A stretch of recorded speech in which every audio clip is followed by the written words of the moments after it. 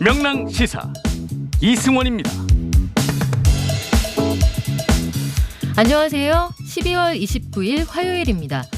오늘 아침 방송을 마치고 나오는데 진눈깨비가 흩날렸습니다. 점심 무렵부터는 볼에 닿는 공기가 확실히 차갑더라고요. 내일부터는 전국이 꽁꽁 얼어붙는다는데 갑자기 1년 내내 겨울처럼 차가웠던 서초동 검찰청이 생각났습니다. 1년 내내 법무부와 겨루던 검찰. 어쩌면 내년에 이름을 바꾸게 될지도 모르겠습니다. 범여권 의원들이 검찰의 수사권은 완전히 폐지하고 기소만 전담하는 공소청으로 간판을 바꿔달자는 법안을 냈습니다. 글쎄요, 원죄가 있어서다, 무리한 추진이다, 의견이 완전히 갈립니다. 여러분의 생각은 어떠신가요? 12월 29일 화요일 명랑시사, 저는 박연미입니다.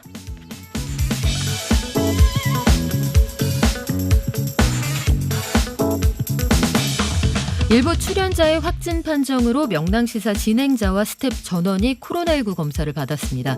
모두 음성인데요. 이승원 진행자를 비롯해서 몇몇 밀접 접촉자는 자가격리 중입니다. 나머지 스텝들은 재택근무 등으로 방역수칙 철저히 지키면서 일하고 있다는 점 다시 한번 알려드리겠습니다.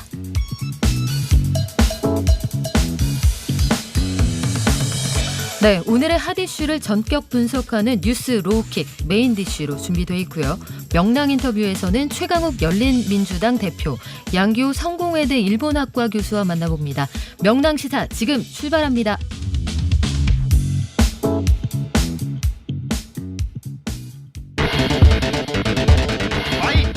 낮은 자세로 바라보며 집중 타격합니다.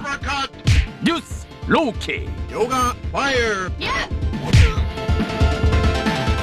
네, 낮은 자세로 이슈를 집중 타격하는 시간입니다. 뉴스 로우킥. 오늘은 전화 연결로 로우킥 진행하는데요. 김준우 변호사님 나와 계세요?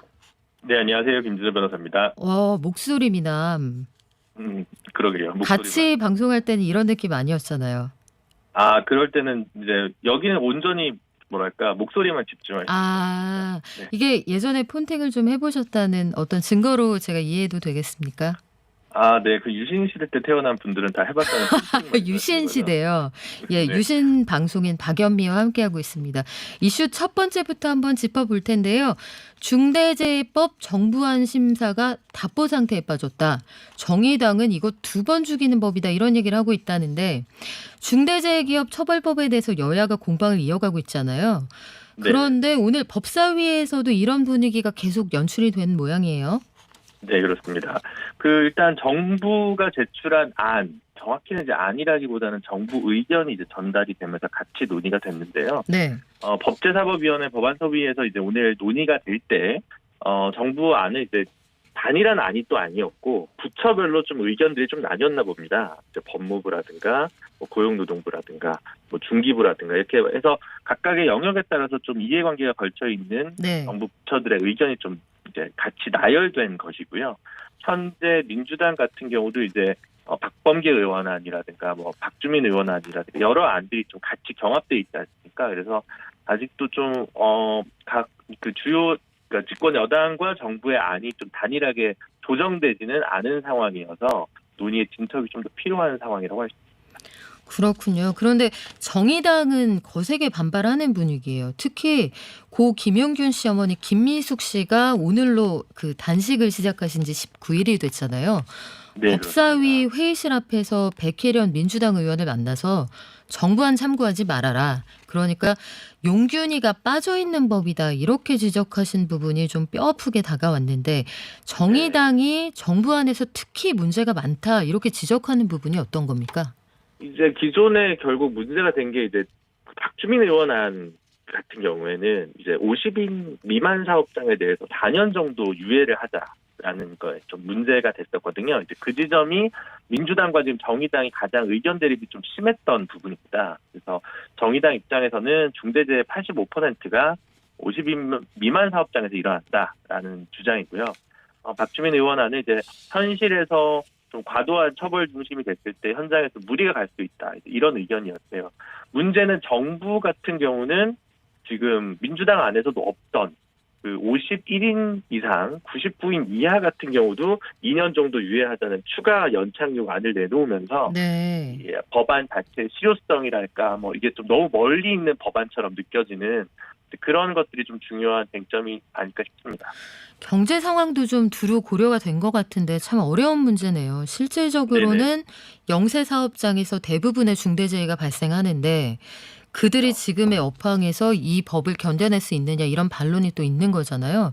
그렇죠. 결국은 여당인 더불어민주당이 어떤 선택을 하느냐 이게 중요할 것 같은데 김용균 씨 어머니가 그런 말씀하셨단 말이에요.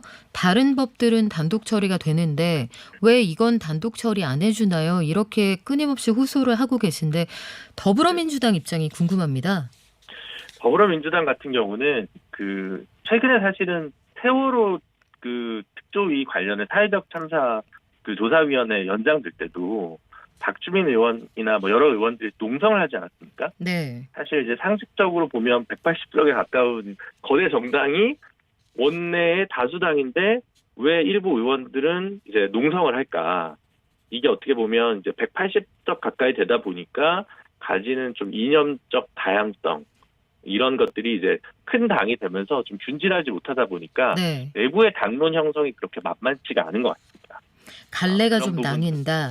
네, 그렇습니다. 그래서 조금 상대적으로 젊거나 뭐 그래도 인권이나 좀 관련된 분들 이런 분들 같은 경우는 적극적인 입장에 나서고 있는 편이고 기업이나 이런 분들의 이해들도 뭐 나름 좀 중요하지 않겠습니까? 이제 그런 쪽이랑 좀 가까우신 경험들이 있으신 분들은 뭐 시기상조 아니냐, 뭐 산안법 정도로 마무리돼야 되는 거 아니냐 이런 정도의 의견들이 좀 많이 일어서 조정이 쉽지 않은 것 같습니다. 네, 상황 좀 지켜보겠습니다. 최종안 도출이 가능할까 이거 좀 궁금하기도 한데 민주당의 검찰개혁 2단계 추진 선언으로 넘어가 보죠. 네. 더불어민주당이 오늘 검찰개혁 태스크포스 1차 회의를 열었는데 검찰개혁 2단계 추진을 선언했어요. 이게 사실은 그 이른바 추윤정국 이후에 다소 좀 템포를 낮게 잡지 않겠느냐 이런 전망도 있었는데 오히려 훨씬 강경한 입장이 나왔더라고요. 어떤 네, 내용인지 좀 그렇습니다. 정리 부탁드릴까요? 김용민 의원이 이제 대표 발의를 해서요. 검찰청법 폐지 그리고 공소청을 신설하는 법안을 발의를 했더라고요. 그래서 가장 쉽게 말씀드리면 현재 검찰은 기본적으로 수사권과 기소권을 모두 갖고 있는데 작년 그리고 올 초에 이제 그 패스트트랙을 통해서 검경 수사권 조정 법안이 통과되면서 뭐 몇 가지 특수범죄에 대해서만 수사권을 가지고 나머지 이제 일반 사건에 대해서는 경찰에게 수사권을 전부 다 넘기는 것으로 이제 조정이 됐단 말이죠. 네. 그런데 이제 새로 나온 법 같은 경우 아예 이제 검찰에서 수사권을 갖지 못하고 기소, 공소 유지 기능만 할 수 있는 개편안을 민주당에서 이제 내놓은 것입니다.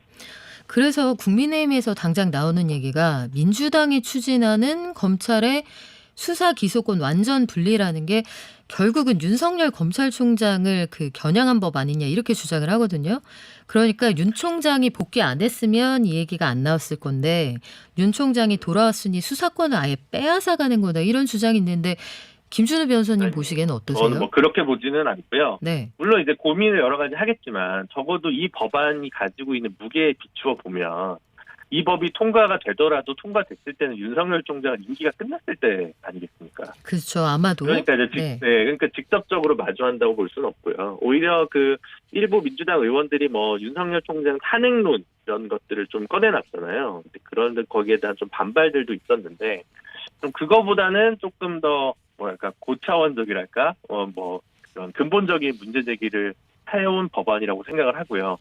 사실 이게 기소수사 분리 완전한 분리 같은 경우는 이론적으로는 대부분의 학자들이나 뭐 이런 분들이 찬성하는 이제 법안입니다. 네. 다만 이제 현실에서 이것들이 어떻게 좀 잘 운영될 수 있는지에 대한 문제와 물음표들이 여전히 우리 사회에 있기 때문에 지난번 패스트트랙 때도 완전한 기소와 수사를 분리하지 못하고 일부 수사권을 조정하는 정도로 이제 가닥을 잡았던 것이거든요. 근데 이제 거기서보다 좀 더 근본적인 안으로 민주당이 확 가져온 거는 좀 어느 정도 지켜볼 만한 일인 것 같기는 합니다. 네, 민주당이 큰 결심을 한 셈인데 앞으로 상황 어떻게 전개될지 좀 지켜보겠고요. 지금까지 뉴스 로우킥 김준우 변호사와 함께했습니다. 나중에 스튜디오로 나와 주실 거죠? 네네. 그다음 또 뵙겠습니다. 네, 고맙습니다. 감사합니다.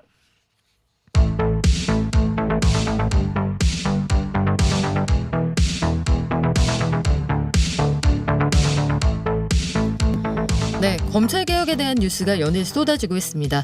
그런 가운데 오늘 국회에서 검찰의 수사 기능을 폐지하자 이런 내용이 담긴 법률안이 발의됐는데 이 법안이 무슨 내용인지 발의를 담당하는 데 아주 중요한 역할을 하셨다는 열린민주당 최강욱 대표 연결해서 자세한 얘기 나눠보겠습니다. 대표님 안녕하세요. 예, 안녕하세요. 네, 대표님이 주축으로 계신 행동하는 의원 모임 철험회 맞죠? 예, 예. 네, 철험회에서 오늘 검찰청을 폐지하고 공소청, 그러니까 기소만 하는 곳을 신설하자 이런 내용의 법 제정안을 내놓으셨는데 민주당 김용민 의원이 대표 발의했더라고요. 예, 그렇습니다. 이- 김용민 의원 예를 많이 썼죠. 그렇죠. 그 대표님과 함께 많이 애쓰신 걸로 알고 있는데 이 법안이 나온 과정을 좀 설명 부탁드릴게요. 예, 그 검찰의 수사권을 어떻게 할 것이냐, 이것이 검찰 개혁의 가장 중요한 과제였던 거는 다 알고 계실 겁니다. 네. 근데 이제 그간에는 검찰의 수사권이 문제가 있다는 건 알겠는데 그러면 검찰이 수사를 안 하게 되면 누가 하는 거냐 이런 문제가 남는 거죠. 그렇죠. 그래서 그 부분과 관련해서 이제 특정한 부분은 공수처가 맡으면 되고 그 다음에 또 경찰이 일반적으로 수사를 다 하면 되고 검찰은 공소 제기를 하는 또 공소 유지를 하는 기관으로 남으면 된다. 이런 얘기가 이론적으로는 여러 번 얘기가 돼 왔었습니다. 네. 그런데 중간에 이제 경찰 수사를 얼마나 믿을 수 있고 경찰 수사의 능력이 어느 정도 올라와 있느냐 하는 점에 대해서 약간의 불안감, 국민들의 불신 이런 게 또 있지 않았습니까? 네. 그러니까 과도기적인 단계로 우리가 검찰의 직접 수사권을 축소하는 범위에서 좀 정리를 하고 또 공수처를 출범시켜서 무소불위의 검찰을 좀 견제할 수 있게 하고 이것을 이제 중간 단계의 검찰 개혁으로 생각하고 그 법안들이 지금 다 통과가 된 것입니다. 그렇군요. 그런데 잘 아시는 것처럼 그것이 검찰 개혁의 완성이 될 수는 없는 거죠. 이제 검찰 개혁이라고 하는 것은 검찰이 기존에 가지고 있던 여러 가지 문제점들이 어디서 비롯된 것인가를 확인하고 일종의 뿌리를 제거해야지 그게 이제 완벽하게 개혁이 되는 것일 텐데 네. 그 검찰이 지금 괴물처럼 변하게 된 그 시작이 제가 보기에는 다른 나라에서 그렇게 갖고 있지 않은 수사권을 너무나 확실하게 네. 그 사람들이 아무도 의심하지 않을 정도로 지금 확보해서 갖고 있었다. 거기서 지금 수사권과 기소권을 근본적으로 독점하고 있는 데서 문제가 시작됐었다 하는 것이고 그것을 단순히 검찰청 내에서 또는 검찰이라는 조직을 그대로 놔두고 수사권의 범위를 축소하는 것만으로는 이 검찰의 뿌리 깊은 어떤 병폐를 해결할 수가 없다. 네. 이제는 국민들의 염원이나 이런 것들이 검사라는 존재가 원래 수사를 하는 사람이 아니고 공소유지를 하는 사람이니까 그 이름에 걸맞게 기관도 개편해야 된다. 여기까지 나아가시지 않았나 이렇게 생각합니다. 그래서 나온 얘기가 지금 말씀하신 것처럼 검찰청이라는 간판을 떼고 공소청으로 아예 이름을 바꾸자 아이디어가 그래서 나온 건가요? 그렇죠. 검찰이라는 말은 한자어를 보시면요. 검사한다고 할 때 검자하고 살핀다고 할 때 찰자잖아요. 그렇죠. 그러니까 검찰이라는 이름 안에 이미 뭔가를 사람을 살펴가지고 조사하는 그러니까 수사기관의 이름이 되게 강하게 있습니다. 그리고 이것이 이제 일본에서 만들어진 한자어인데 이게 이제 우리나라 검찰이 과거 친일 경찰의 불행한 역사 때문에 이제 그 권한이 너무 많아지다 보니까 검찰이 수사가 기본이 되는 기관인 것처럼 지금 잘못돼 버렸어요. 네. 그러니까 이거는 검찰이라는 거는 원래 영어 표기, 그러니까 검찰이라는 제도가 원래 서양에서 시작했잖아요. 그렇죠. 거기에 이제 검찰을 프라시큐터라고 하지 않습니까? 그렇죠. 검사를. 그러니까 프라시큐터라는 거는 프라시큐트라는 동사에서 나온 건데 그 동사는 수사한다는 의미는 전혀 없거든요. 그거는 공소를 제기하는 사람 그 의미가 있기 때문에 원래 이름대로 돌아가자는 의미입니다. 그러면 간단히 말씀을 종합을 해보자면 공소하는 기능에 준하는 행정적인 업무를 처리하는 곳이지 수사 기능을 갖고 있는 곳은 아니다. 이런 정체성을 이 제목에 담았다. 이렇게 이해해도 되는 물론입니다. 거겠네요. 예, 원래 검사는 수사하는 사람이 아니고 공소를 제기하고 유지하는 법률 전문가다. 네. 임무에 걸맞는 이름을 부여하자 이런 것입니다. 근데 두 가지 걱정되는 부분이 있는데 한 가지는 뭐 최근에 추윤 정국에서도 그랬습니다만 검사들이 이걸 받아들일 거냐. 예를 들어서 이 검찰청 내부의 어떤 반발이 극심하지 않겠느냐. 그럼 우리는 검사가 아니라 공사냐 뭐 이렇게 나올 수도 있지 않겠느냐. 이런 생각을 하나 해볼 수가 있을 것 같고 또 한 예. 가지는 중간 단계의 검찰 개혁이라고 하셨어요. 그러면 공소하는 기능만 남겨두고 검찰의 기능을 완전히 탈바꿈시킨다는 건데 이거 이외에 종국적으로는 어디까지 가야 완결이 된다고 볼 수 있을까요? 완결의 지점은 제가 말씀을 드렸고요. 완결의 지점은 검찰은 애초에 검사들이 갖고 있는 이름은 검사라는 그 직책 이름에는 살필 철자가 없잖아요. 네. 그거는 뭔가를 점검한다는 의미거든요. 그럼 뭘 점검하느냐? 수사가 제대로 됐는지 인권을 보장하고 법에 따라서 절차를 준수하고 증거가 확보됐는지를 점검하는 게 검사입니다. 네. 그래서 그 검자가 들어가 있거든요. 그러니까 검사들이 원래 하는 일은 공소와 관련된 것이지 수사와 관련된 일을 하면 안 되는 것이고 그것이 다른 나라에서는 다 그렇게 제도가 운영되고 있는데 그렇게 하지 않았기 때문에 지금 문제가 되는 것이고 오늘 기자회견문에서도 밝혔습니다마는 수사를 하는 사람은 당연히 유죄를 염두에 두고 수사를 하게 되잖아요. 그렇죠. 그러면 그 사람이 그 기소와 관련한 권한까지 한 손에 다 쥐고 있으면 어떻게든 그 수사가 기소를 하려고 애쓰게 된다. 그렇죠. 당연히 그쪽으로 방향을 네. 맞추게 되기 때문에 일종의 별건 수사, 표적 수사 이런 게 생길 수밖에 없다. 그런 점이어서 이게 이제 근본적으로 검사가 수사권을 놓지 않으면 문제가 해결되지 않는다. 그것이 놓아야지 검찰 개혁이 완성된다. 이런 말씀을 드리는 거고요. 그다음에 맨 첫 번째 질문이 검사들이 반발하지 않겠냐 하는 그렇죠. 말씀이셨어요. 네. 지금까지는 반발 안 했나요, 그러면? 그러니까 검사는 너무 많은 권한을 네. 손에 쥐고 있었기 때문에 그거를 표출하는 방식이 매 정권마다 어찌 보면 동일한 식으로 해왔습니다. 그러니까 어떤 우리는 방식으로도 협조하지 않아왔다. 그렇죠. 네. 지금 많은 분들이 참여정부 때와 문재인 정부 때의 검찰개혁이 조금 더 공개적으로 진행되고 그다음에 거기에 따른 검찰 조직의 반발이 크고 그것을 또 언론이 증폭시키기 때문에 참여정부나 문재인 정부에서만 검찰개혁을 한 걸로 생각하시는데요. 사실은 이명박 정부, 박근혜 정부에서도 검찰개혁이 공약이었고요. 네. 그때도 수사권 조정 문제는 있었고 그때 굉장히 사소한 부분만 조정을 하려고 해도 거기에 대해서 집단적으로 반발하고 막 사표를 내고 그랬었습니다. 네. 그러니까 이거는 뭐 권한을 많이 갖고 있는 사람들은 하나라도 뺏기지 않으려고 하는 게 일종의 자연법칙처럼 돼 있기 때문에. 네. 그래서 그 지금 말씀하신 취지는 이해가 가는데 야당 입장에서 우리가 또 역지사지로 생각을 해보면 이런 주장도 나올 수는 있을 것 같아요. 내년 1월부터 검찰의 직접 수사 범위가 대폭 줄어들지 않습니까? 네네. 6대 범죄로 줄여서 이미 부패, 경제, 공직자 범죄 같은 것들로 확 줄여놨는데 이거 아직 해보지도 않았는데 무슨 공소청을 또 만드느냐. 검찰청의 그 아이덴티티를 바꾸는 작업이 요거 한 다음에 해도 되지 않느냐 이렇게 주장할 수도 있지 않을까요? 자, 그렇게 하려고 했었죠. 그렇게 하려고 검사들에게도 좀 기회를 주고 네. 자정해서 좀 권한 남용을 축소하고 제대로 된 그 법률 전문가로서의 역할을 기대하면서 이제 중간 단계로 과도기적인 제도를 한번 설계를 해봤던 거고요. 네. 그리고 그거에 걸맞게 또 검찰이 스스로 바뀌는 모습을 보여주기를 많은 국민들이 기대를 하셨죠. 네. 그리고 대통령께서도 늘 말씀하기를 검찰이 개혁의 객체가 아니라 주체가 되어야 한다. 그래서 본인들이 그간에 갖고 있었던 문제들을 좀 식별해내고 본인들이 먼저 앞장서서 고쳐나갈 수 있는 걸 고치면 좋겠다. 그리고 지금 그 과정에서 6개의 중대 범죄에 대해서 합의를 이끌어내고 그 합의에 의해서 지금 내년부터 이렇게 시행이 돼 있던 상황이었습니다. 네. 그런데 그렇게 된다면 검찰도 국민들이 원하는 검찰개혁의 방향이 무엇이고 앞으로 검찰이 어떻게 달라져야 할 것인가에 대해서 성찰하는 모습을 보였어야 되고요. 또 그런 모습을 위해서 본인들이 그동안의 어떤 권한남용이나 본인들의 잘못이 있었다면은 철저하게 자정하고 그걸 성찰하고 반성하고 국민들 앞에 드러내고 앞으로 이렇게 하지 않겠습니다라는 거를 보이면서 그리고 우리 수사권은 현재 제도 설계에서 주어진 만큼 요 범위에서 이렇게만 행사하겠습니다. 라는 쪽으로 움직였으면 지금 저희가 제기하는 이 공소청 법안이 훨씬 더 설득력이 없었을 겁니다. 지금 말씀처럼 네. 시행도 안 해보고 무슨 얘기냐 하는 얘기가 나올 수 있었을 텐데요. 네.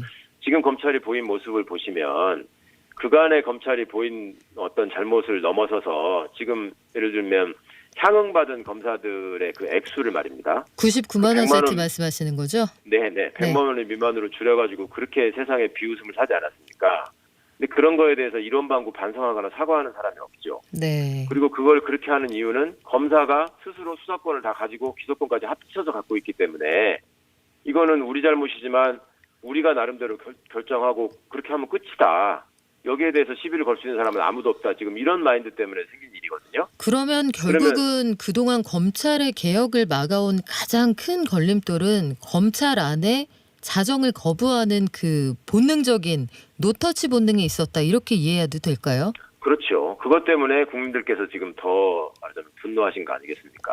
그러니까 이분들이 앞으로 결국 우리의 수사 범위를 축소하고 법률 전문가로서 역사에 충실하겠다고 한다면, 역할에 충실하고자 한다면은 그간에 보인 모습이 이게 과거의 검찰로부터 달라져가지고 이 사람들이 이제 제자리를 찾아가는구나 하는 모습들을 보이고 그걸 위해서 노력하는 모습이 있었어야 되는데 오히려 권한을 더 확장하고 남용하고 어떤 사람을 표적으로 삼아가지고 사냥하듯이 수사하고 본인들의 잘못은 멀쩡한 것도 덮어버리고 이런 일들을 계속 하다 보니 이게 수사권을 조금이라도 남겨두면 또 이런 일을 반복하겠구나 하는 걱정이 커지시게 됐다고 저는 생각합니다. 그렇군요. 의원님 그럼 마지막으로 한 가지만 여쭤볼게요. 네. 윤석열 검찰총장에 대한 법원의 징계가 어쨌든 집행 정지 상태가 됐어요. 해서 네네. 검찰 개혁이 반드시 윤 총장에 대한 징계는 아니겠습니다만 이거 두 개를 큰 틀에서 함께 바라보고 있던 쪽에서는 뭔가 큰 산을 만났다 이런 평가를 좀 할 수도 있겠고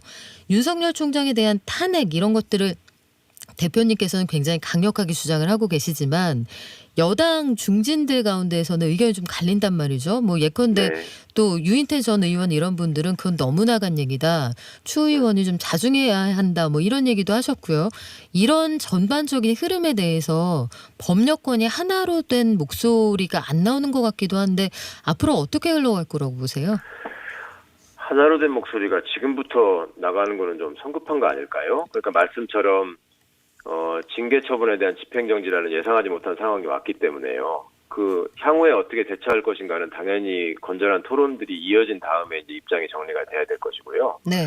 그 다음에 징계라고 하는 것이 사실은 이 야권에서나 본인은 무슨 정당한 수사를 진행하고 있는데 그거를 방해하기 위해서 벌인 일이다. 이런 식으로 지금 프레이밍을 하려고 하는데 사실은 총장이 보여줬던 그간의 과오가 많이 있었죠. 그러니까 측근 감싸기를 한다거나 본인과 관련된 일에 대해서 자제하기로 해놓고 그걸 어긴다거나 또 멀쩡하게 진행되고 있던 감찰을 방해한다거나 이런 일들이 쭉 있지 않았습니까?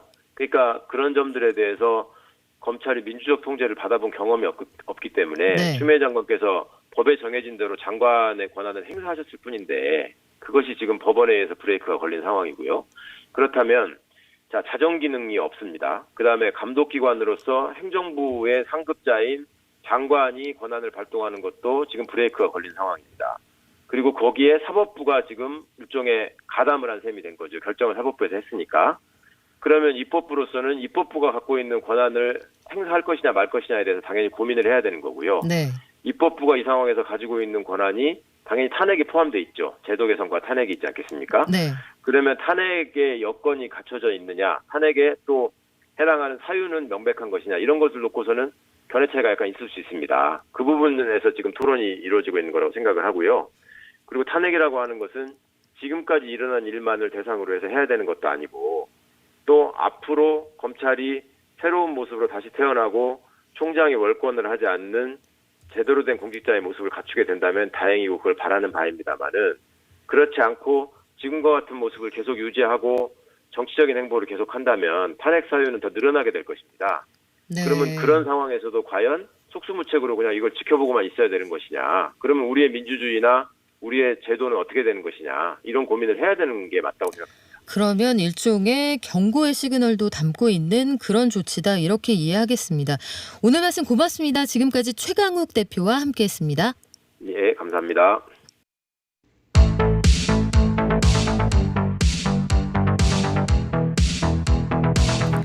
네, 저희 명랑시사는 윤석열 검찰총장의 수사권 폐지에 대한 입장도 기다리고 있습니다. 전화 연결 환영이고요. 방문 인터뷰도 가능합니다. 윤석열 검찰총장님의 입장 직접 한번 듣고 싶네요. 항상 앞뒤만 있고 좌우는 없는 방송. 여러분은 지금 명랑시사와 함께하고 계십니다. 계속해서 명랑 인터뷰 이어가 볼 텐데요. 그 전에 문자 몇 개 읽어드릴까요? 1315님, 누군가에게 뭘 못하게 하는 게 개혁인가요? 이런 의견 주셨는데 또 의견이 나뉘는 것 같습니다. 5766님, 검찰총장도 이참에 없앱시다. 1214님이시네요. 무소불위의 공수처는 어떻게 할 건가요? 이런 의견도 주셨고요. 여러 가지 의견이 엇갈리는 상황인데 여러분들 많은 의견 남겨주시기 바랍니다. 명랑 인터뷰 두 번째 코너 이어가 볼게요. 지난 2018년 일본의 전범 기업인 미쓰비시가 강제동원 피해자들에게 손해를 배상해야 한다. 우리 대법원의 첫 판결이 나왔습니다. 하지만 2년이 지난 지금까지도 미쓰비시 측은 배짱만 부리고 있는 상황인데 오늘 자정부터 어제 자정이죠. 오늘 자정인가요? 오늘 0시면 미쓰비시의 국내 자산을 현금화하기 위한 압류 명령 효력이 발생했습니다. 이걸 집행하기 시작하면 한일 관계가 얼어붙을 건 자명한 상황인데요. 자세한 내용은 양기호 성공회대 일본학과 교수 연결해서 얘기 나눠보겠습니다. 교수님 안녕하세요. 네, 안녕하십니까. 네, 강제동원 피해자들이 법원에 신청한 압류 명령 4건이 오늘하고 내일 잇따라 이제 발효가 되잖아요. 압류 명령 효력을 갖게 됐다. 이게 구체적으로 뭘 어떻게 할 수 있다는 의미인지 설명 부탁드릴게요. 네, 그렇습니다. 이제 이 가해자인 일본 전범 기업의 자산, 그러니까 지금 특허권하고 상표권인데요. 이것을 언제든지 매각해서 말하자면 경매에 붙이고 그리고 그 배당을 피해자들에게 나눌 수 있는 그런 법적인 절차가 완전히 갖춰졌다. 따라서 언제든지 압류 명령을 내릴 수 있다라는 것이 이제 그것이 오늘부터 시작됐다라는 것입니다. 그동안은 아무런 입장이 없었어요. 미쓰비시 중공업이요. 그런데 강제 매각 결정이 나오고 나니까 즉시 연구한다는 입장을 밝혔거든요. 다른 가해 기업인 일본제철하고 같은 입장인데 이게 사실은 정의라기보다는 밀린 임금, 체불한 임금 내놓으라는 얘기인데 미쓰비시 측의 대응은 어떻게 보고 계신가요? 사실 이제 일본 측은 그 청구권 협정으로 한일 간의 모든 것이 다 보상이 끝났기 때문에 개인 이런 민사소송을 통해서 보상을 요구하는 것에 응할 수 없다라는 그런 강경한 입장이거든요. 근데 그래서 이제 국내에서 이런 그 민사소송을 통해 가지고 지금까지 대법원 판결을 받아가지고 이제 압류 명령 절차에 들어간 상태입니다. 아마 또 항소를 하고 또는 이제 이 추가 절차에 대해서 어떤 판결문을 보내더라도 일본 측이 또다시 수령을 거부하면서 공시 송달을 반복하는 그런 것이 지속될 가능성이 있어서 시간 끌기 작전으로 계속 나올 걸로 봅니다. 그럼에도 불구하고 압류 명령하고 그다음에 이제 완전하게 현금화하는 과정들이 오늘부터 착실하게 이제 언제든지 이것들이 그 속도 여부에 관계없이 구체적으로 진행될 수 있다는 것이 분명하기 때문에 앞으로 이것이 이제 한일 간에 좀 큰 파장을 일으킬 가능성이 매우 높습니다. 그런데 시간이 꽤 걸릴 거다 이런 전망이 있어요. 지금 일본 현지 언론들도 이 사안에 관심이 굉장히 높잖아요, 교수님. 그렇죠. 현지에서 보면 NHK가 매각을 위해서 실제 이 자산을 현금화하는 데는 시간이 상당히 걸릴 거다 이렇게 내다보는데 항고에 나선다. 그리고 다시 한번 우리도 법리를 겨루게 된다. 그러면 실제 이 자산을 매각해서 현금으로 바꾸고 이걸 임금을 못 받았던 강제징용 피해자들에게 나눠주는 데까지 얼마나 걸리게 되는 건가요? 글쎄요. 그것은 이제 굉장히 여러 가지 변수가 많기 때문에 지금 당장 뭐라고 말씀드리기는 어렵습니다만은 앞으로 이제 감정평가 그러니까 이 일본 미쓰비시 중공업의 특허권 상표권에 대한 이것이 가격이 얼마나 나가는가에 대한 감정평가라든지 또는 이제 그것을 구체적으로 시장 마켓에 내놓아가지고 경매하는 절차라든지 또는 이제 그 매각 대금을 피해자들에게 지급하는 거라든지 이런 것들이 이제 남아있거든요. 이런 것들을 하나하나에 대해서 이런 그 일본 측의 이런 항소 같은 것이 가능하기 때문에 그것이 언제까지 진행될지는 아직은 알 수 없습니다. 짧게는 1년에서 길게는 2년, 3년 또 갈 수 있거든요. 쉽게 말하자면 차기 정권에서 이 현금화가 이루어질 가능성도 배제할 수 없습니다. 네, 상당한 기간이. 네네. 말씀하시죠. 그런데 이제 오늘 나온 것은 뭐냐면 일본 측에서 어떤 항소를 하더라도 항소는 항소 절차도 있지만 언제든지 이제 압류 명령하고 매각 또는 그 경미로 갈 수 있습니다. 이미 대법원 판결이 나온 상태이기 때문에요. 그러니까 그런 절차, 항소 절차는 있겠지만 그럼에도 불구하고 대법원 판결이 착실하게 진행되는 것은 오늘부로 언제든지 가능해졌다. 이렇게 보시면 됩니다. 따라서 시간 자체는 아마 1년 또는 2년, 3년 걸릴 수도 있지만 그것보다 훨씬 더 짧아질 수도 있고 거기에는 다양한 변수가 있기 때문에 제가 구체적으로 말씀드리기는 매우 어렵다 이렇게 좀 말씀드리고 싶습니다. 네, 뭐 어찌 보면은 스케줄보다는 이 일이 종국적으로 이루어지느냐 거기에 더 의미가 있을 것 같기도 한데 일본의 한결된 입장은 이렇습니다. 65년에 한일 청구권 협정으로 배상 문제 끝났다. 그러니까 이걸 가지고 다시 한번 배상하라고 하는 건 이른바 일사부재리 원칙에도 어긋나고 국제법을 위반하는 일이다 이렇게 주장하고 있고요. 같은 맥락에서 가토 가스노부 일본 관방장관이 이 주일 한국 대사에게 우리 정부 적절한 대응하도록 해달라 이 얘기를 했는데 결국은 뭐 이런 그 일련의 절차에 반대한다는 입장이잖아요. 근데 네. 국제법이 성문법이 아니지 않습니까? 관습법에 따라서 이 문제가 처리된다 하면 어떻게 그 해줘야 하는지 정말로 이게 국제법 위반 여지가 있는 건지 좀 궁금하네요. 이건 이제 두 가지 이제 그 대법원 판결을 이제 그 내용을 들여다봐야 되는데요. 대법원 판결에 따르면 이제 청구권 협정에는 이건 국가 대 국가였기 때문에 이건 개인의 청구권은 그대로 살아있다라는 겁니다. 그것은 이제 일본 대법원도 인정하고 있고 우리 대법원도 인정을 하고 있거든요. 그러니까 이제 국가 간의 합의가 아니고 개인 청구권의 문제는 언제든지 이 피해자가 가진 고유적인 권한이라는 것은 그대로 남아있다는 것이 이제 기본적인 법리고요. 그 다음에 이 대법원 판결 내용을 보게 되면 한일 국가 간에 맺은 청구권 협정에는 이 개인에 대한 이 강제징용의 그 대상 보상 기금으로 보기 어렵다는 겁니다. 말하자면 청구권 협정은 이제 한일 양국 간의 재산권 분할의 문제였지. 이런 그 식민 가해국이 피해국에 대해서 보상이었다라고 볼 수가 없습니다. 현실적으로. 네. 그런 내용은 대부분 들어있지 않거든요. 그런 점에서는 일본 측이 지금 주장하고 있는 국제법 위반이라든지 이런 것들은 굉장히 조금 제가 오히려 납득하기 어렵고 사실 예를 들면 이제 중국과 일본 간의 사례를 보면 아는데 중일 양국도 1972년에 국교 정상할 때 모든 그 배상을 중국이 포기했지만 추가적으로 이제 그 일본에 끌려갔던 강제징용으로 끌려갔던 중국인 노동자들이 네. 일본 기업을 상대로 해가지고 소송을 걸어가지고 개인 청구권이 살아있고 승소를 했거든요. 그래서 이제 그 화해해가지고 일본 기업으로부터 보상을 받은 사례가 있습니다. 사실 사과도 굉장히 정중하게 했죠. 그렇죠. 그러니까 네. 이제 2009년에 니시마츠 건설 같은 사례도 당시 피해를 입었던 중국인 노동자들이 승소를 했고 그래서 이제 많은 보상이 이루어졌습니다. 근데 그때는 일본 정부가 개입을 하지 않았거든요. 근데 유달리 지금 한일 관계에서만 일본 정부가 개입을 하는 겁니다. 이것은 이제 민사소송이고 양자 간에 화해를 하면 되는 건데 일본 정부가 나서가지고 청구협정을 거들먹거리면서 이것은 다 끝났기 때문에 일체 일본 기업은 화해하지 말아라 또는 돈을 지불하지 말아라. 사실 이런 입장에 가까운 태도로서 지금 양국 관계를 경색 국면으로 몰고 가는 것이 큰 문제다. 이렇게 좀 말씀드리고 싶습니다. 그리고 좀 이런 말을 해도 되나 싶었는데 가토 관방장관이 자산의 현금화가 이뤄진다면 의연하게 대응하겠다? 온갖 선택지를 놓고 골라서 대응하겠다. 이런 얘기를 했는데 사실 압박이잖아요. 이른바 보복에 나설 수도 있다. 이런 경고인데 뭘 어떻게 하겠다는 건지 이렇게 되면 우리나라는 어떤 방식으로 대응할 수 있는 건지 우리가 소재 부품 장비 관련해서도 한번 무역 마찰이 있었습니다만 향후에 어떤 상황이 전개될 수 있는지 예상되는 시나리오가 있을까요? 그렇습니다. 사실 이제 어려운 문제인데요. 기본적으로 이제 아까 말씀하셨듯이 작년 7월 달에는 일본이 1차적으로 수출 규제를 했거든요.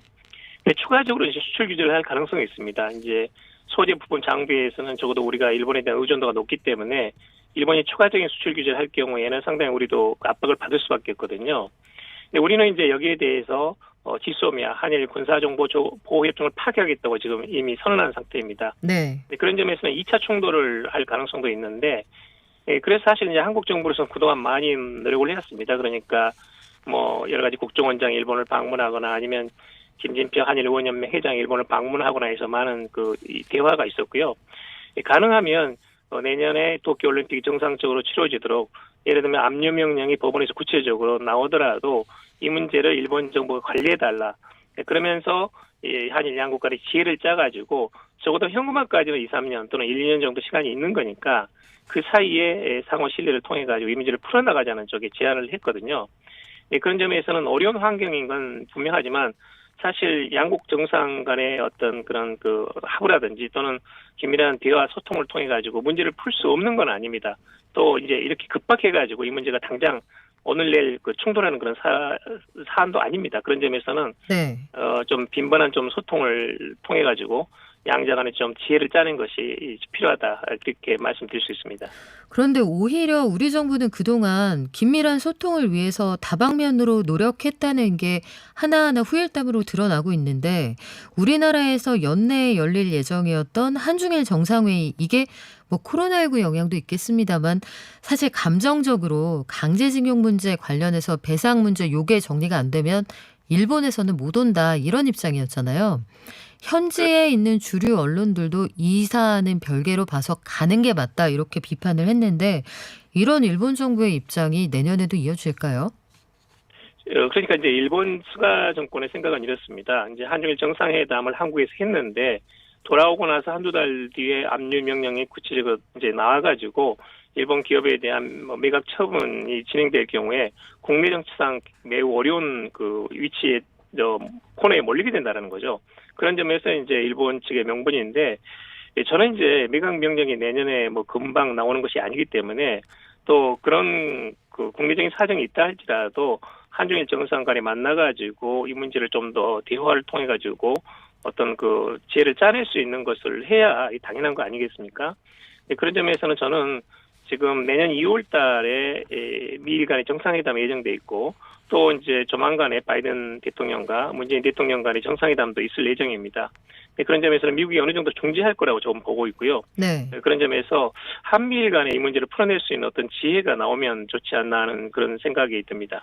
근데 일본 정부 입장을 보면 왜 지난 10월이었습니다. 아사히 신문이 보도한 내용을 보면 우리 정부가 일본 기업이 배상을 일단 하면 그 돈을 한국 정부가 다 보전해 주겠다 이런 방안을 제안했지만 일본 측이 거부하더라.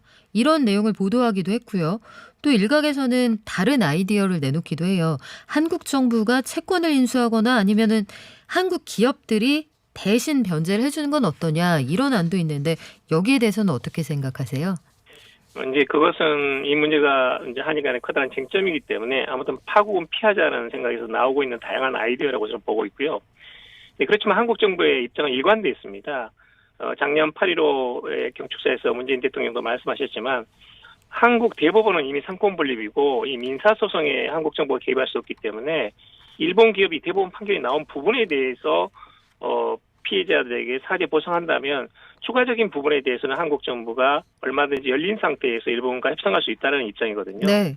단 예를 들면 대의변제 같은 것은 이미 대법원 판결이 나온 건데 우리 측에서 우리 피해자에게 돈을 준다면 그건 이 대법원 받아들이기 어렵다 이런 말씀으로 그렇죠. 제가 이해하겠습니다.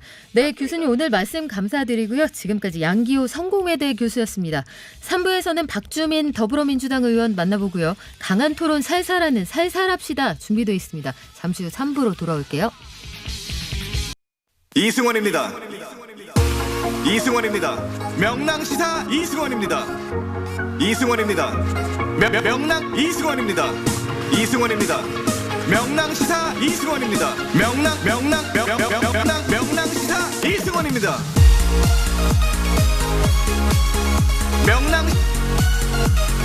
명랑시사 이승원입니다. 명랑 이승원입니다. 명랑시사 이승원입니다.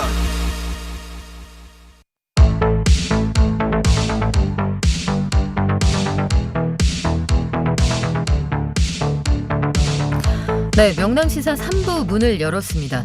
저는 현재 자가격리 중인 이승원 평론가를 대신해 진행을 맡은 박연미입니다. 앞서 뉴스 로우킥 시간에 얘기 나눴는데 지금 이 시각도 국회 법제사법위원회에서는 어제 국회에 제출된 중대재해기업 처벌법 정부안을 두고 논의가 진행되고 있습니다. 박주민 더불어민주당 의원 현장에 계신데요. 연결해서 자세한 얘기 들어보겠습니다. 의원님 안녕하세요. 예, 안녕하십니까. 네, 법안 심사 중에 나오셔서 감사합니다. 그래서 좀 빨리 좀 들어가야 됩니다. 아, 그럴까요? 예, 그럼 제가 최선을 다해서 압축적으로 해보겠습니다. 예. 여당 단일안 가져오라면서 불참했던 국민의힘 법사위원들 오늘 처음으로 소위원회에 오셨다는데 아직 회의 진행되고 있는 거죠? 네네. 지금 정의 규정 관련돼서 한 3시간 넘게, 거의 4시간째 토론을 하고 있습니다. 예. 정의 규정이요?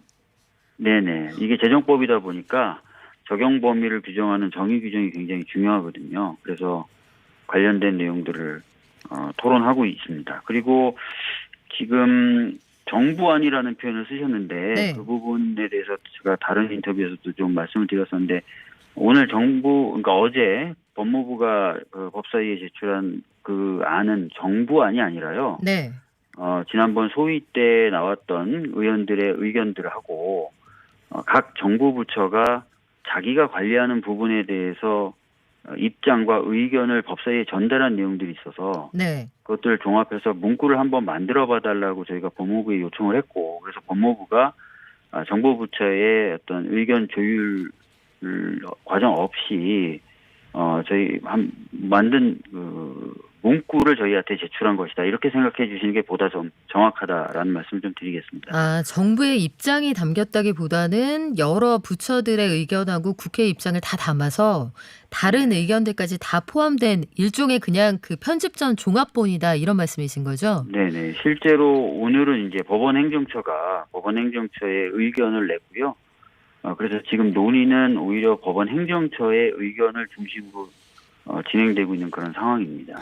그런데 이 법사위에 제출된 중대재해기업처벌법 지금 말씀을 들어보니까 이게 정부 안이라기보다는 그냥 단순한 초안이다 이 부분을 강조해 주시는데 사실은 알맹이가 빠졌다 이런 비판에 대한 설명을 먼저 해주신 것 같기도 해요. 법안 발의에 의원님 직접 참여하셨는데 이런 비판에 대해서는 어떻게 반격을 하실 수 있을까요? 지금 정부가 준 의견 또는 문구라고 표현할 수 있는 그 부분은 제가 이제 발의했던 내용하고 차이가 있는 부분이 있습니다. 네.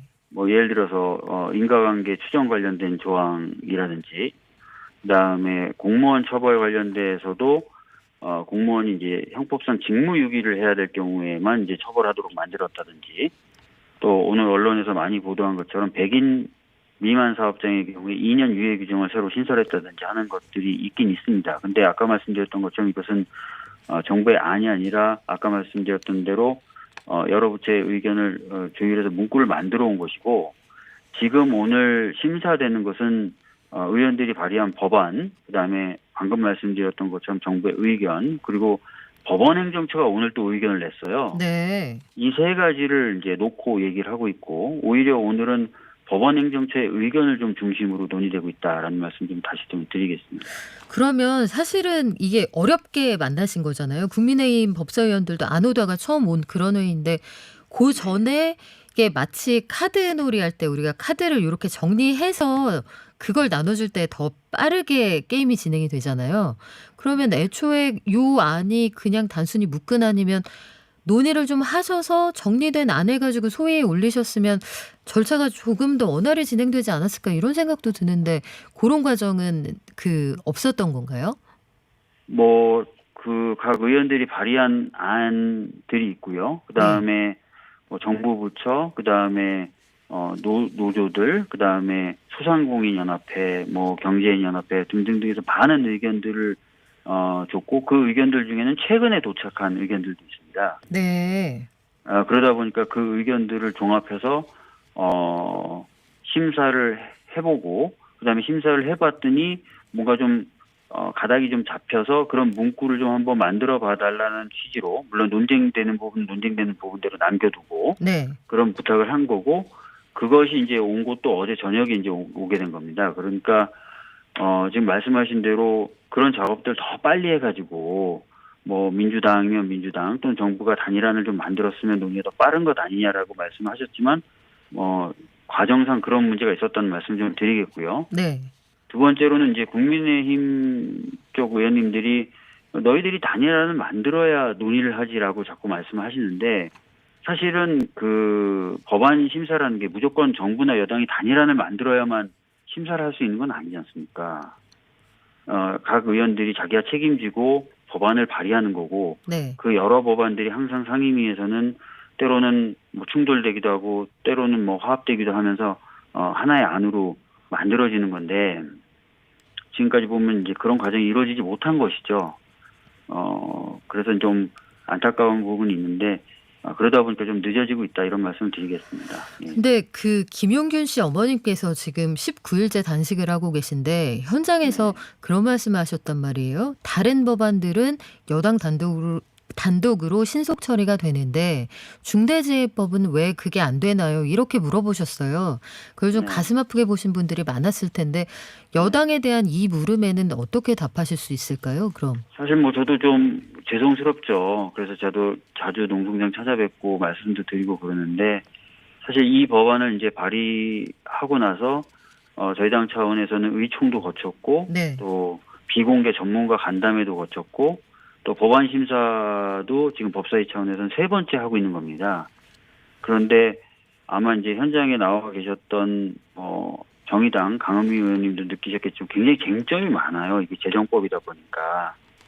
그래서 논의하는데 좀 시간이 많이 걸리고 있는 거고, 또 아까 말씀드렸던 대로 또 각 부처나 또는 이해관계인이라고 할 수 있는 사람들의 의견들이 계속 오고 있는 상황이라서 논의의 속도를 좀 못 냈던 것 같습니다. 하여튼 굉장히 죄송스럽게 생각을 하고요. 네.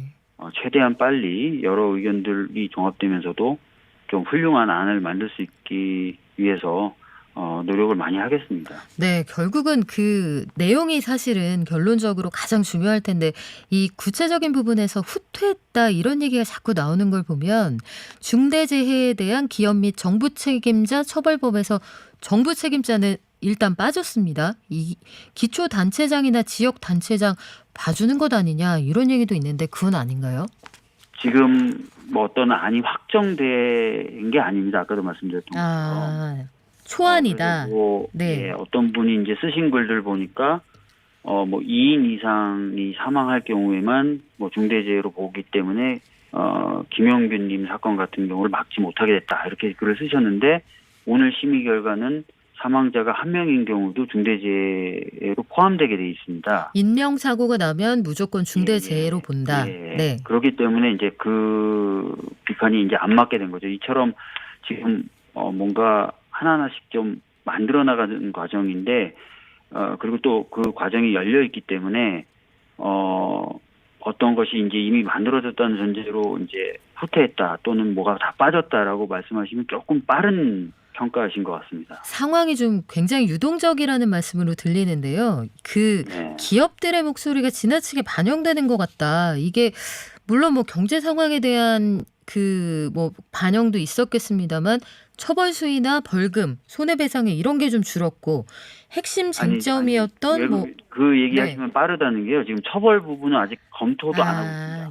이 부분까지 모두 포함해서 정의 규정 네. 지금 얘기하고 있거든요. 네. 심사하고 있거든요. 그래서 정의 규정 심사할 때는 아까 말씀드렸던 대로 1명이라도 인명사고가 나면은 중대재해 포괄되게 됐다는 말씀을 제가 드린 건, 이미 뭐 언론에서는 이미 김용균님 사건 같은 경우 다 빠진다 이렇게 보도들을 많이 하고 있어서 그게 아니라고 말씀을 드린 거고요. 명랑시사가 단독이네요. 그러면 네, 처벌 네. 수위에 대한 부분은 아직 심사도 안 했습니다. 그러면 처벌 수위 열려 있는 거라서 사업주, 경영 책임자에 대한 어디까지를 어떻게 처벌할지 이거 얼마든지 지금 공개된 내용보다 강화될 수도 있다. 이렇게 이해도 무방합니까? 열려서 지금 심사를 하는 거 아닙니까? 지금 언론들은 뭐 그 2인 이상이 2인 이상의 인명사고가 나야만 중대재해로 분류되면서 김용균님 포함 안 된다고 했지만, 네. 방금 제가 회의하면서 1명 이상 사망이 발생해도 포함되는 것으로 됐지 않습니까? 그래서 이 부분에 대한 평가가 조금 빨라요. 그러니까 나중에 뭐라고 평가하셔도 좋지만 지금 만들어진 안이 아닌 상태에서 평가하시는 건 약간 빠르다는 말씀. 이르다. 너무 속도가 빠르다 이런 말씀인데, 그러면 저희가 차분히 지켜볼 생각은 충분히 있는데요.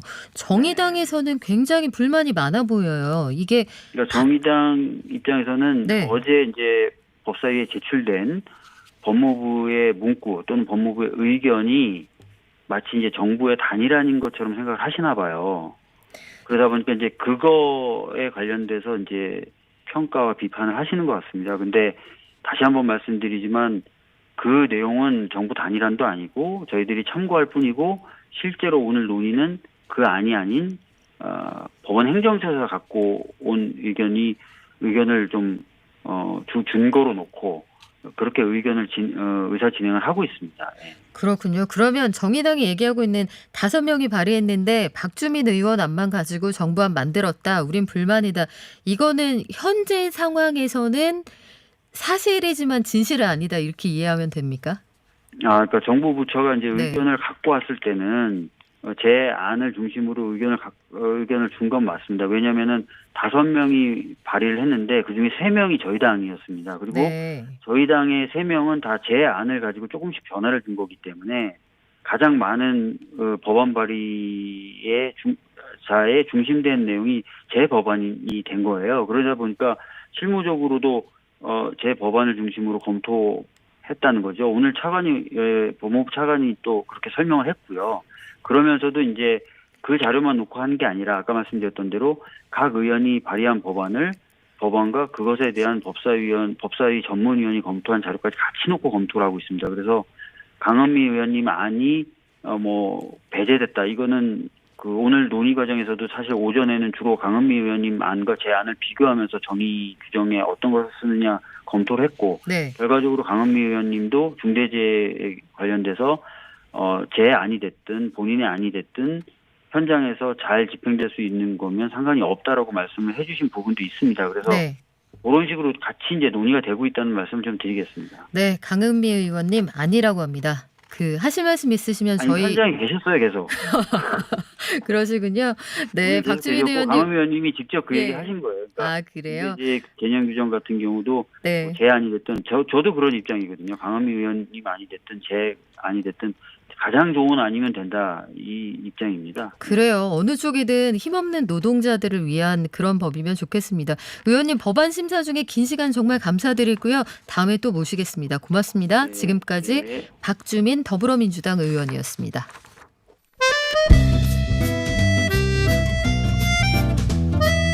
명랑시사 환경 칼럼 지구를 지켜라.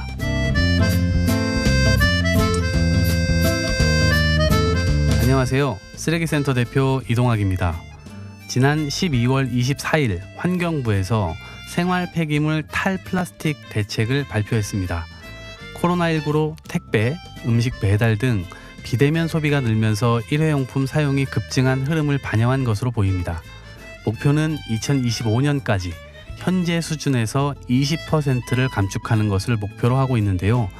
때문에 페트병에 담겨서 팔리고 있는 생수를 유리병으로 바꾸자는 방안도 검토하고 있네요.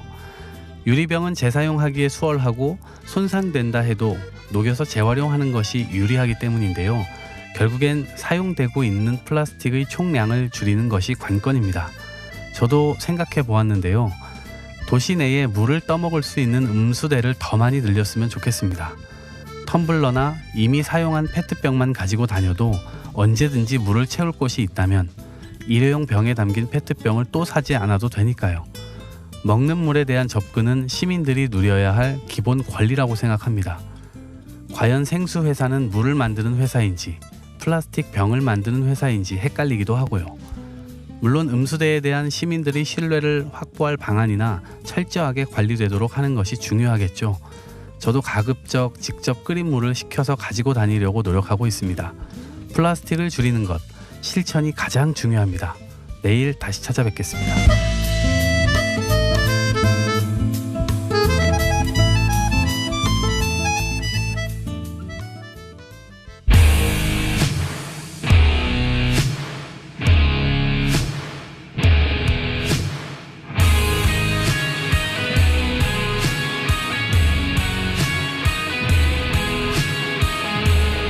살살하자고 해놓고 항상 끝까지 가는 맞짱 토론.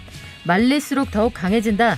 세안대 배종호 교수 나오셨습니다. 어서 오세요. 안녕하십니까. 반갑습니다. 네, 저도 라디오로 들었는데 늘 살살하자고 시작을 하시는데 끝날 때는 세게 끝나더라고요. 네, 우리는 시작할 때도 세게, 끝날 때는 더 세게. 내 시작은 창대였으나 나중도 창대하리라. 하하, 네. 아멘입니다. 오늘 코로나19 방역 때문에 전여욱 작가님은 전화 연결로 모시도록 하겠습니다. 전 작가님도 나와 계신 거죠? 네네, 나와 있습니다. 네. 네, 제가 1번 질문부터 출동해 보겠습니다. 오늘은 본격적인 이슈로 들어가 볼 텐데요. 초대 공수처장 후보로 판사 출신인 김진욱 헌법재판소 선임연구관, 그리고 검사 출신의 이건희 권익위 부위원장이 올랐습니다. 배 교수님, 두 분 중에 어떤 분이 공수처장이 되는 게 더 나아요? 뭐 어떤 분이 되는 게 더 낫냐라는 네. 질문에 답변을 하면은 한 분이 삐지겠죠. 엄마가 좋아요? 아빠가 좋아요? 이런 질문인가요? 두 분 다 제가 볼 때는 훌륭한 분이에요. 왜냐하면은 대한변협에서 추천했기 때문에 여야 추천 몫이 아니기 때문에 정파성 논란에서 상당히 자유롭고요. 그래서 초대 공수처장 자격하면은 무엇보다도 정치적인 독립성, 중립성 아니겠습니까? 네. 이런 부분은 제가 볼 때 갖췄다고 보고요. 지금 이제 김진욱 후보 같은 경우는 현재 헌법재판소 선임연구관인데 수사 경험이 있어요. 네. 특검팀에서 특별수사관 경험이 있거든요. 그래서 두루 갖추신 것 같고요. 또 이건희 이분은 이제 검사 출신인데요. 현재 국민권익위 부위원장이잖아요. 근데 굉장히 또 이력을 보면은 검사 출신인데도 강골검사 원칙론자라는 그런 평가를 받고 있어요. 그게 뭐냐면은 현 정부에서 국민권익위 부위원장 하는데도 김태우 청와대 특별감찰반원이 있었지 않습니까? 이 사람에 대해서 공익제보자다. 이렇게 규정을 내렸고 네. 또 조국 전 법무부 장관 문제가 한참 시끄러울 때 조국 전 법무부 장관 현재 검찰 수사가 진행 중인데 장관직 수행하는 것은 이해충돌에 해당된다. 라는 그런 입장을 밝혔거든요. 그래서 이분 또한 중립성 논란에서는 굉장히 자유로운 그런 분인 것 같고요. 그럼 둘 중에 누구를 선택할 것인가? 네. 한 명만 선택한다면 역시 제가 볼 때는 김진욱 현재 선임연구관이 될 것 같습니다. 왜냐? 이분은 판사 출신, 이건희 이분은 검사 출신. 그런데 공수처 출범의 지금 핵심 취지가 검찰 개혁 아니겠습니까? 검찰 조직에 대해서 칼날을 들이대서 검찰을 확실하게 개혁을 해라라는 것인데 아무래도 검사 출신은 검사 동일체 원칙의 문화에 젖어 있기 때문에 검찰 개혁하는 데 좀 한계가 있지 않겠느냐. 그래서 문재인 대통령께서 제가 볼 때 김진욱 헌법재판소 선임연구관 판사 출신 이분을 선택할 것으로 그렇게 저는 전망을 합니다. 근데 검찰 개혁의 그 연장선상이라고 본다면 검찰 조직을 더 잘 아는 사람, 그 소위 내부자 출신이 더 유리할 수도 있지 않을까요? 네, 그런 측면도 있는데 아까 제가 말씀드린 대로 검사 동일체 원칙이 과거에는 이제 법 조문에 있었어요. 근데 지금도 현재 법 조문에 살아있다라고 지금 여권에서는 주장을 하고 있는데 아무래도 평생을 그 조직에 몸담다 보면은 서로 인간관계가 있지 않습니까? 또 지금 검찰 같은 경우는 아무래도 제19 감사 주기로 논란을 지금 받고 있지 않습니까? 예를 들면은 뭐 김학의 전 법무부 차관 같은 경우는 별장에서 성적대 확실하게 받았는데도 불구하고 7년 뒤에서 단죄를 받았지 않습니까? 또 최근에 99만 원 불기소 세트해가지고 검사 2명 불기소한 그런 부분이 논란이 됐지 않습니까? 그런 네. 부분에 있어서는 제가 볼 때 아무래도 검사 출신보다는 판사 출신이 엄정하게 초대 공수처장 역할을 할 수 있지 않겠나 이런 생각을 해봅니다. 그렇군요. 공수처장 최종 후보 결정인데 이게 쉽지는 않을 것 같습니다. 일단 국민의힘이 반대를 거세게 하고 있는 데다가 네네. 청문회를 열었을 때의 상황이 뭐 눈에 보이듯이 그려지거든요. 네, 그렇죠. 이른바 지연 전략을 쓸 수도 있다 이런 얘기가 나오는데 어떻게 흘러가게 될까요? 제가 볼 때는 앞으로 공수처가 출범하려면은 세 가지 산을 넘어야 될 것 같아요. 첫 번째 산이 앵커께서 말씀하신 대로 국회 인사청문회라는 산이거든요. 지금까지 보면 이제 국민의힘은 공수처 출범을 사실상 결사 저지하고 있어요. 이번에 공수처장 후보 2명을 선정하는데도 결국 이제 불참을 했지 않습니까? 그래서 국회 인사청문회가 열리면은 제가 볼 때는 낙마시키기 위해서 총력으로 나설 것 같아요. 그래서 이걸 통과를 해야 되고 두 번째 산은 이제 법적 다툼의 산을 넘어야 됩니다. 그게 무슨 얘기냐면 국민의힘은 지금 곧바로 법적 소송 절차에 들어갔어요. 첫 번째가 이번에 헌법재판소장 2명을 압축을 했는데 이것 자체가 무효다. 그러면서 가처분 신청했고요. 또 무효 행정소송, 본안소송까지 지금 한다고 그래요. 그리고 이제 세 번째로는 이런 절차들이 헌법재판소의 위헌에 해당된다. 그래서 위헌법률 심판 제청을 하겠다는 이제 그런 상황이고요. 그래서 이 법적 쟁송 과정을 통과를 해야 되고요.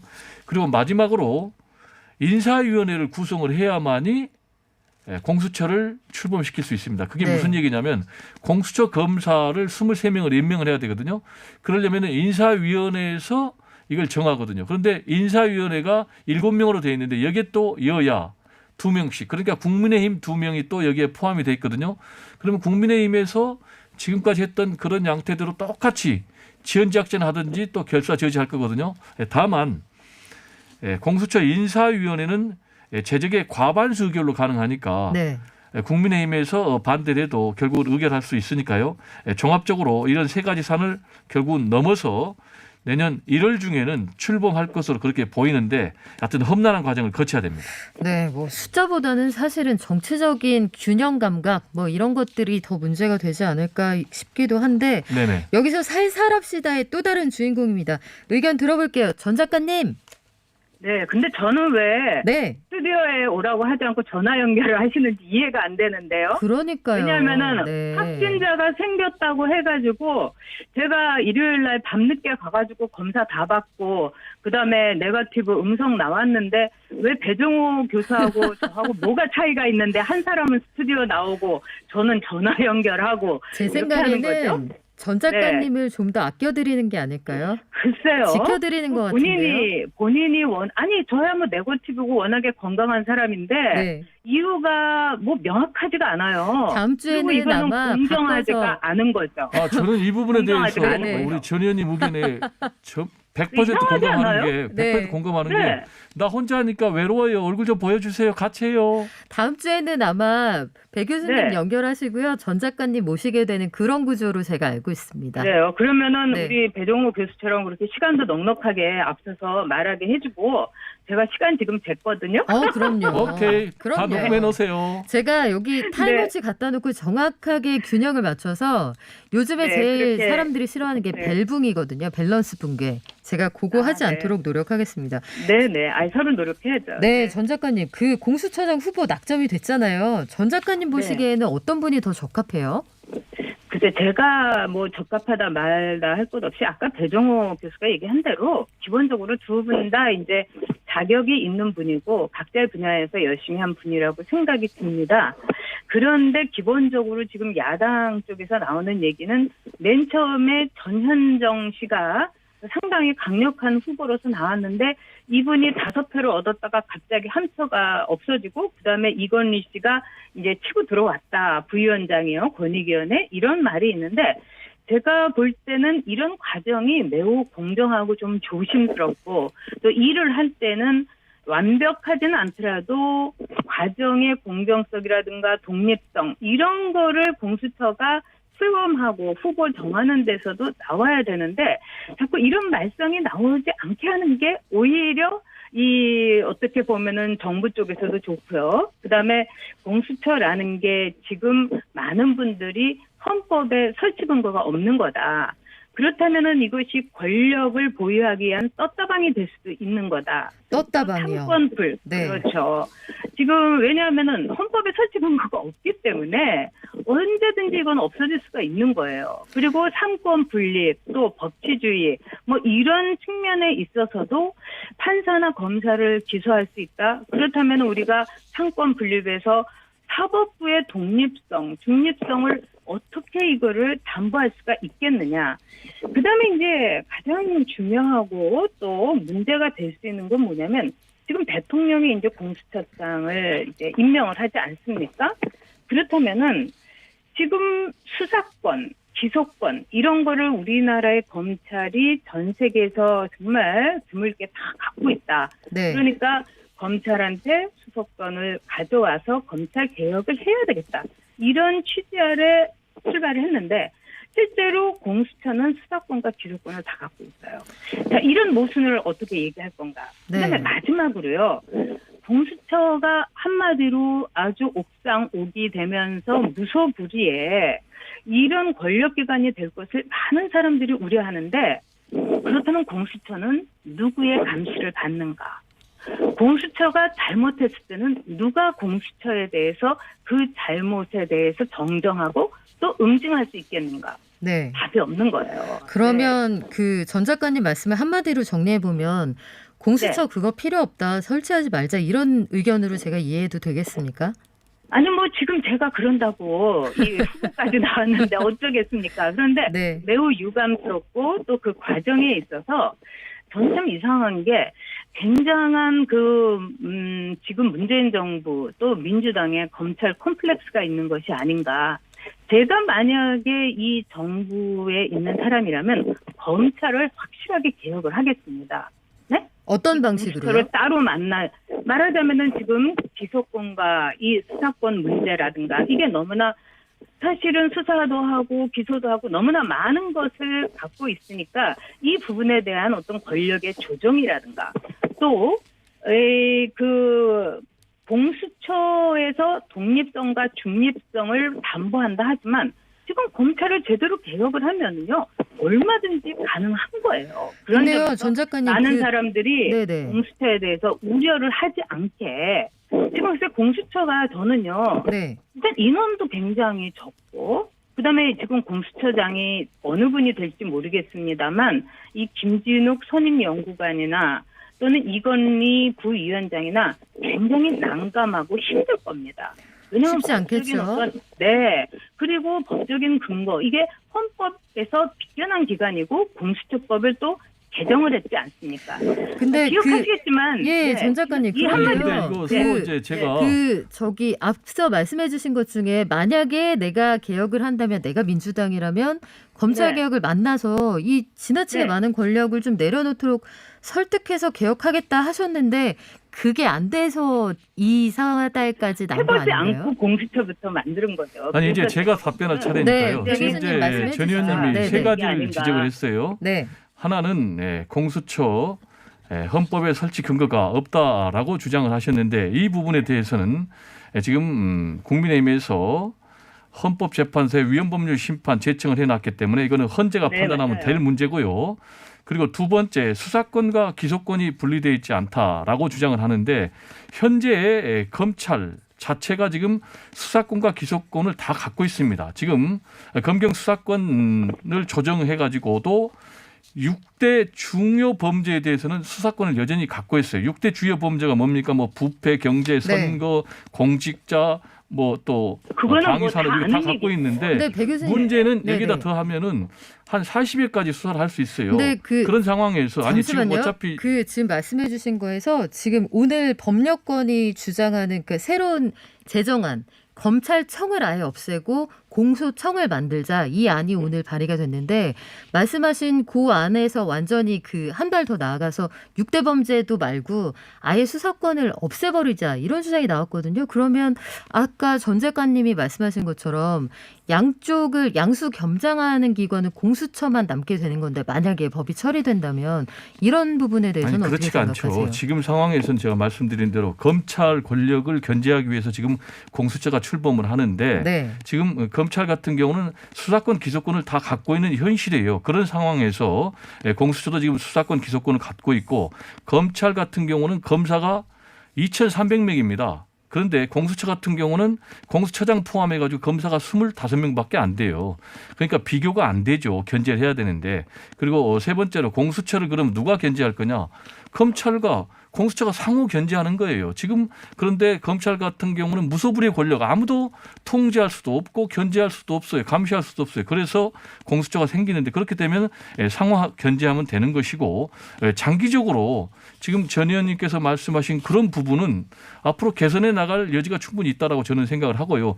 그러면 중요한 것은 국민의힘에서 논의 테이블에 앉아서 현재 공수처법에 뭐가 문제가 있다라는 의견을 개진해야 되는데 무조건 반대만 하는 거예요. 논의 테이블 자체에 앉는 것을 거부를 하는 거예요. 그러면 실제로 보면은 주호영 현 원내대표도 지난번에는 공수처 출범 찬성을 했어요. 그리고 유승민 대권 후보였잖아요. 이 사람도 찬성을 했고 지금 안철수 대표도 공수처가 필요하다고 주장을 했고 심지어는 홍준표 전 대표 같은 경우도 검찰 개혁 확실히 필요하다면서 사실상 공수처 필요성을 주장을 했거든요. 이런 것들을 볼 때는 이제 입장이 바뀌니까 전혀 반대를 하고 있지만 국민들은 무소불위의 검찰 권력 반드시 견제해야 되고 개혁해야 된다. 그러기 위해서는 공수처가 출범해야 된다라는 네. 부분에 대부분 찬성하고 있다. 저는 그렇게 생각합니다. 예, 그런데 교수님, 짧게 한마디만 덧붙일게요. 예, 전 작가님 지금 말씀하시죠. 배종호 네. 기자가 얘기한 거는 공수처가 출범하기 전의 일이에요. 공수처가 출범하고 나면은요, 완전히 판이 바뀌는 거예요. 그런 점에서 말씀하신 게 더 위험해지죠. 검사들은 2,300명이나 있는데 공수처는 25명이 수사도 하고 기소도 한다? 이거는 업무상으로도 문제가 있는 거예요. 그리고 뭐 유승민, 뭐 주호영 다 공수처법에 대해서 처음 공수처법을 이 패스시켰을 때, 이 통과시켰을 때 그때 비토권을 준 거예요. 그래서 이재정이라든가 온갖 그쪽에 이 변호사 출신 또는 법관 출신, 뭐 검사 출신들도 우리가 비토권을 주지 않느냐. 원하면 이렇게 얘기한 브레이크를 거예요. 걸 수 그렇죠. 있다. 그랬는데 그 비토권을 없앤 네. 거 아닙니까? 그러니까 조호영 그 원내대표도 이거 믿을 수가 없다. 그리고 지금 아까 말씀 잘하셨어요. 헌재에서 여기에 대해서 과연 위법성이 있느냐 그 판단을 해준다고 하면은 정말로 공수처를 제대로 하려고 하면은 헌재 판단까지 기다려야죠. 말을 하셨으니까 제가 드리는 말씀입니다만 네. 이제 공수처가 출범하게 되면은 어느 누구도 검사가 공수처에 대해서 견제를 한다고요? 글쎄요. 이제 검사도 기소할 수 있고 판사도 기소할 수 있는데 어떻게 합니까? 제가 작가님 마지막으로 한 가지만 여쭤볼게요. 그 네네. 여권 내에서는 공수처를 포함해서 검찰 개혁을 위한 여러 가지 그 옵션 중에 하나로 윤석열 검찰총장에 대한 탄핵이 필요하다 이런 의견들이 있어요. 물론 이 여당에 완전히 합의된 의견은 아닙니다만 이 부분에 대해서 어떤 생각 가지고 계신지 제가 마지막으로 여쭤보겠습니다. 아니 탄핵이야 누구든지 할 수 있는 거죠. 뭐 대통령도 탄핵한 나라 아니겠습니까? 그런데 문제는 뭐냐? 이 윤석열 총장을 탄핵을 하고 싶으면요. 정직 2개월 내 해서는 안 되는 거예요. 이 탄핵이라는 건요. 지금 절차가 생각보다 좀 복잡합니다. 일단 국회 제적인원의 과반수가 찬성해야 되죠. 그런 다음에 헌재에서 탄핵 심판 6명이 이상이 찬성을 해야 되는 거예요. 3분의 2가요. 그렇다면은요. 정직 2개월인데 이거를 어떻게 탄핵을 하겠습니까? 그때 해임을 추미애 장관이 밀어붙였어야 되는 거예요. 진짜 탄핵시키고 싶었으면. 근데 그건 못했지 않습니까? 추미애 장관이 정말 어떻게 보면 윤석열 총장에 대해서는 진짜 앞으로 윤석열 총장이 뭐 어떻게 될지는 모르겠지만은 탄핵 막는 데는 지대한 공을 세운 거죠. 전 작가님 말씀이 탄핵을 막는데 지대한 공을 세웠다 이렇게 말씀하셨는데요. 네. 전 작가님 말씀은 일단 오늘은 여기까지 들을게요. 다음 주에 네. 스튜디오에 모셔서 못다한 말씀 듣겠습니다. 전 네. 작가님 긴 시간 고맙습니다. 네, 감사합니다. 네. 배 교수님, 네. 전 작가님이 추미애 장관이 탄핵 못하게 하는데 지대한 영향을 미쳤다 이렇게 말씀해 주셨어요. 어떻게 들으셨어요? 이제 그거는 이제 전 작가님 주장이고요. 해임에 해당이 된다라고 징계위원회에서 징계 의결 요지서에 분명히 밝혔어요. 그러면 왜 해임을 안 하고 정직 2개월 결론을 내렸느냐? 그래도 검찰총장 임기가 보장된 그런 특수성을 감안한 거다라고 얘기를 했는데 지금 탄핵을 하려면은요 2가지가 분명히 돼야 돼요. 헌법 위반, 법률 위반. 네. 그런데 4가지 징계 사유 중에서요. 이번에 비록 정직 2개월 집행정지를 법원에서 내렸지만은 하나는 판사 사찰 의혹. 이거는 매우 잘못됐고 위험하다. 더 이상 이런 것이 반복돼서는 안 된다라고 결론을 내렸고요. 2번째 채널A 검언 유착 수사와 관련해서 감찰과 관련해서 감찰을 분명히 윤석열 검찰총장이 방해했다.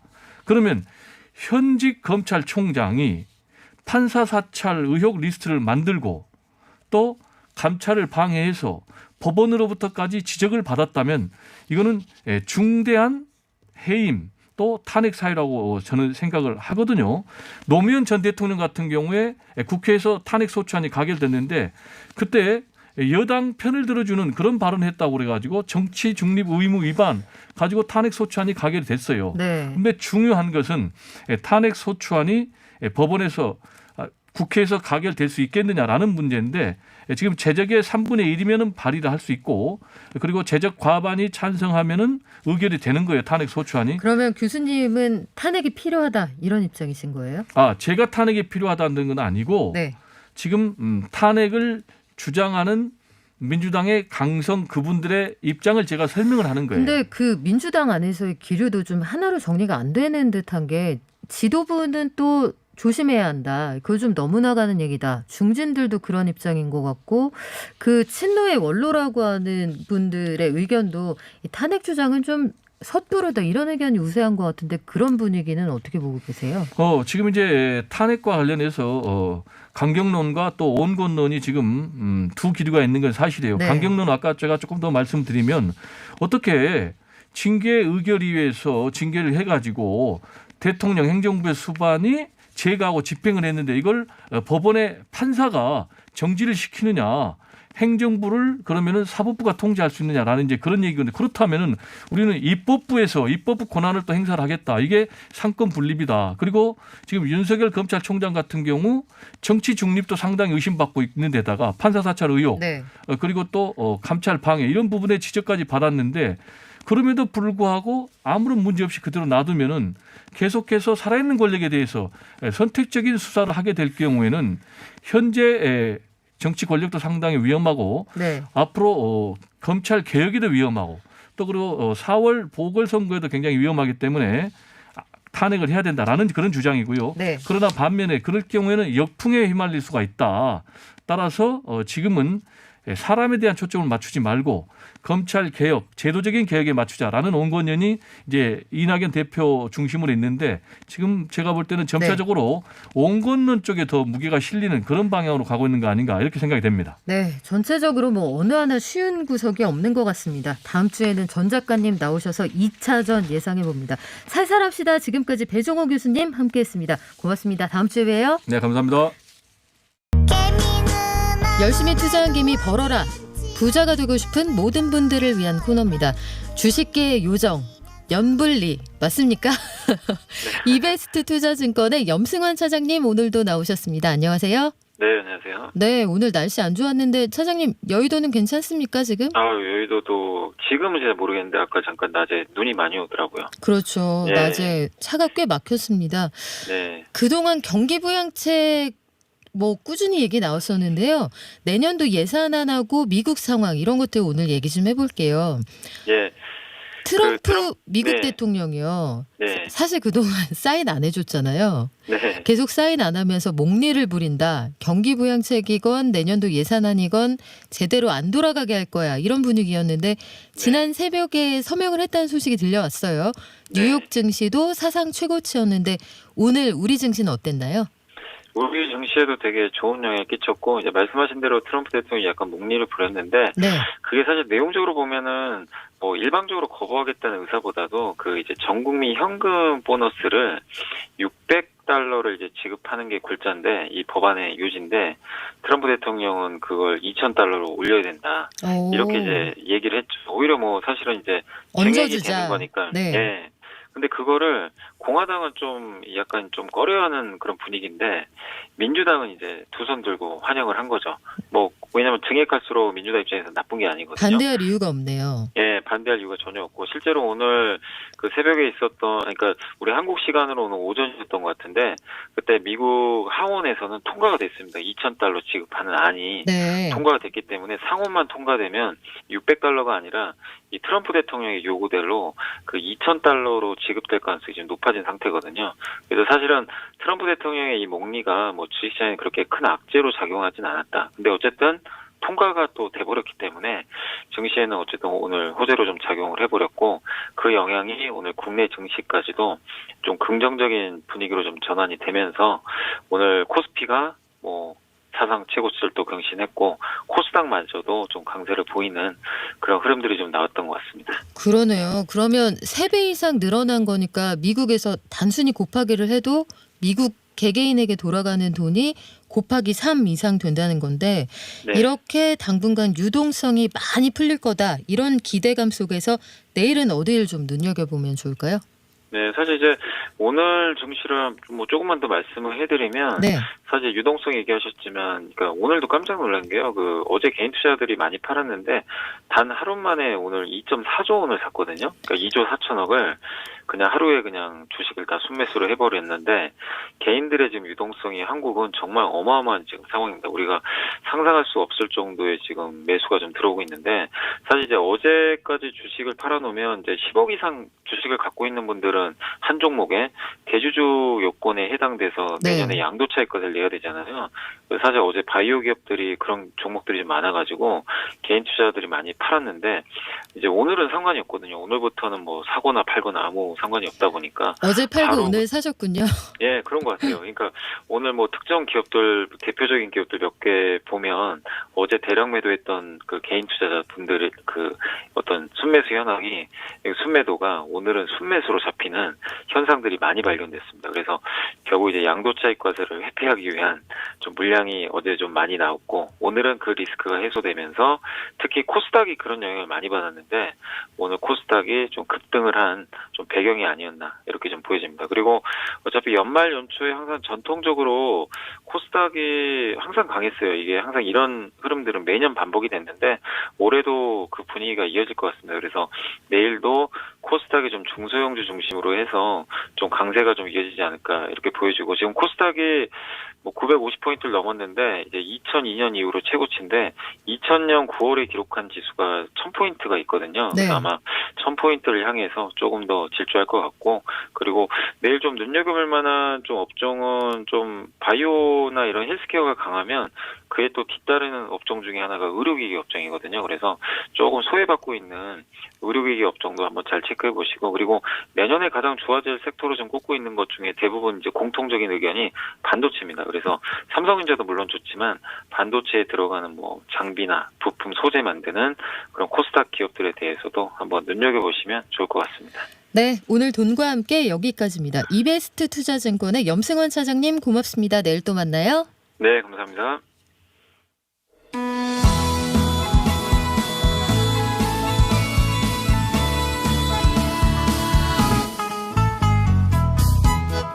네, 지구의 말에 귀 기울여보는 시간입니다. 구해줘 지구 에너지 정책 전문가 김선교 박사님 전화로 만나보겠습니다. 안녕하세요. 네, 안녕하세요. 네, 구해주실 거죠? 노력해 보겠습니다. 네, 오늘 얘기 나눠볼 주제는 RE100. 이거 RE100 이렇게 읽어야 됩니까? 영어로 읽으시면 RE100고요. 우리나라에서는 RE100이라고 보통 부릅니다. 네, RE는 알파벳이고요. 100이라는 숫자가 붙어있는 캠페인인데 암호 같기도 하고 무슨 뜻인지 잘 모르겠어요. 이게 어떤 내용인지 설명 먼저 부탁드릴게요. RE100은 그 앞에 RE는 재생에너지를 뜻하는 리뉴어블로 의미하고요. 뒤에 100은 100%를 의미합니다. 그래서 두 개의 단어가 조합돼서 재생에너지 100%로 필요한 전기를 쓰겠다는 의미를 담고 있습니다. 아, 그렇군요. 이 주체가 애플, 구글, 뭐 세계 유수 기업들이 여기 등장하는 게 좀 재미있기도 한데 기업들이 자발적으로 나서서 재생에너지 100%를 써보겠다 이런 일종의 선언인가요? 일종의 선언을 넘어서요. 네. 실행과 실천을 담고 있고요. 실제적으로 애플과 구글은 100% 달성을 이미 사업장에서는 했습니다. 그래서 그 기업들이 자발적으로 재생에너지 100%를 2050년 이전까지 쓰겠다는 각오를 담고요. 매년 이행 점검과 그런 추세를 확인하는 자발적인 어떤 그 성격의 캠페인이라 보시면 될 것 같습니다. 그 이름 들어본 회사들이기는 한데 사실은 뭐 그 100% 재생에너지라는 게 왠지 지금 쓰고 있는 연료들보다는 좀 비쌀 것 같거든요. 기업 입장에서는 이렇게 값이 더 들어가는 고정 비용을 쓸 이유가 없을 것 같아 이런 생각도 드는데 재생에너지 100% 쓴다. 이거 왜 그러는 겁니까? 일단은 지금 기후변화 위기가 심각하고요. 그렇기 때문에 우리가 온실가스를 배출하지 않는 재생에너지를 써야겠다라는 그런 부분이 기업 산업혁명에서 중요해집니다. 이런 부분은 실질적으로 에너지 영역에서도 영향을 미치고 있고 그 결과 태양광과 풍력이 가장 저렴한 지역들도 출현하고 있습니다. 미국의 캘리포니아, 호주, 영국 이런 데서는 태양광 풍력이 오히려 더 화석연료보다 더 싸기도 하고요.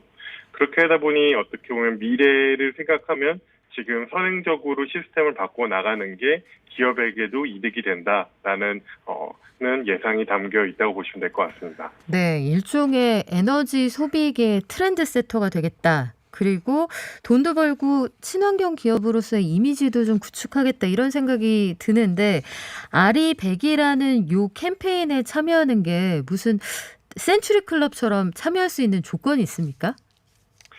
가입 조건이 구체적으로 명시까지는 돼 있지는 않고요. 영향력이 높은 기업인데 포천 천대 기업처럼 글로벌 위상이 높거나 아니면 에너지 다소비 기업, 연간 전력 소비량이 100기가와트/아워라는 그 에너지 다소비 기업들이 중심이 돼서 참여하도록 되어 있습니다. 그렇군요. 그러면 지금 아리100 클럽에 참여하고 있는 기업들은 어떤 곳들이 있을까요? 우리가 아는 곳이 많이 포함되어 있나요? 지금 280개가 넘는 기업들이 참여하고 있고요. IT, 통신, 자동차, 패션, 언론, 금융 등 산업을 가리지 않고 있습니다. 구글, 애플, BMW, 샤넬, 스타벅스 이런 기업들이 참여하고 있고요. 기업 몇몇이 한 번쯤은 들어보거나 이미 우리가 사용하고 있는 기업들이라 보시면 될 것 같습니다. 그렇네요. 특별히 어떤 분야에 한정된 게 아니라 IT, 통신, 자동차, 패션, 언론, 금융까지 포함이 되어 있다는데 그렇다면 또 우리가 빠질 수도 없잖아요. 우리나라 기업 가운데는 여기 참여하는 곳들이 없습니까? 사실 불과 한 3개월 전까지 가입한 회사가 하나도 없었고요. 최근에 한 달 전에 SK그룹사 8개가 가입되어 있습니다. 그리고 LG그룹 역시 가입하겠다는 선언을 했고요. 지금 현재 준비 중에 있는 것으로 알고 있습니다. 삼성전자는 해외 사업장에서는 아리100을 이미 하고 있고 현재 한 92% 정도 달성을 한 걸로 보고 있고요. 국내에서도 역시 선언할 수밖에 없지 않을까라고 많은 전문가들이 예상하고 있습니다. 네, 미국에서도 바이든 행정부가 친환경 에너지 중심으로 산업구조 재편한다 이런 얘기 나오고 하니 우리도 글로벌 비즈니스 하려면 어쩔 수 없다는 생각도 들기는 하는데 어쨌든 기업들이 아리100 여기 가입에 나선다면 지구에는 어떤 효과가 나타나게 될까요? 일단은 아리100 자체의 취지가 산업에서 에너지를 많이 쓰고 그 산업계 전체가 그런 함께 아리100에 동참을 하게 된다면 기후변화의 물질의 원인 온실가스가 한 10에서 15% 정도 감축할 수 있다라는 기대를 하고 있습니다. 일종의 이제 어떤 점차 그 파동이 커지는 효과를 기대한다고 생각을 하는데요. 큰 기업이 가입을 하면 그 큰 기업의 생태계에 있는 관계 기업도 그 요구를 받게 되고 또 그 기업도 영향을 받게 되고 그 밑에 있는 중소기업들도 영향을 받게 돼서 전반적인 생태계가 새롭게 개편되는 그런 효과를 기대하고 있다라고 보시면 될 것 같습니다. 그런데요, 교수님, 제가 개인적으로 궁금한 건 그 애플이나 구글이나 여타 우리나라 기업도 마찬가지입니다만 본사를 두고 있는 그 국적지에서는 잘 지키고 있는데 제3세계에 있는 해외 외주 공장 같은 곳들에서는 이런 것들이 실질적으로 지켜지는지 이 부분까지 포함해서 이행 여부를 따지게 되는 건가요? 현재로는 일단 자발적인 캠페인이기 때문에 주요 사업장, 본사 이런 것부터 시작이 되고 있고요.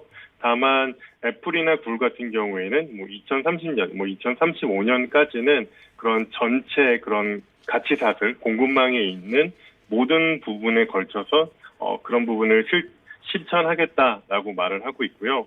구글 같은 경우에는 재생에너지 투자와 또 재생에너지를 직접 건설하는 등 전반적인 새로운 생태계와 일자리까지 만들겠다라고 선언하고 있습니다. 그래서 장기적으로 본다면 이러한 그 에너지 영역에 직접적으로 참여하는 부분도 있을 수도 있고 또 간접적으로 지원하는 그런 부분에 적극적으로 참여하겠다. 라고 계획을 수립하고 있다 보시면 될 것 같습니다. 네, 제가 최근에 좀 눈여겨본 사례는 대만의 반도체 회사인데요. TSMC가 아리100에 가입을 했잖아요.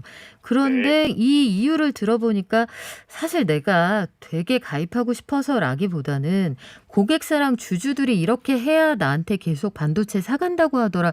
이런 얘기를 했습니다. 이런 분위기가 어떻게 받아들여야 되는 거죠? 이건 되게 실질적인 거고요. 우리나라 기업도 LG나 삼성도 비슷한 요구를 받고 있다라고 합니다.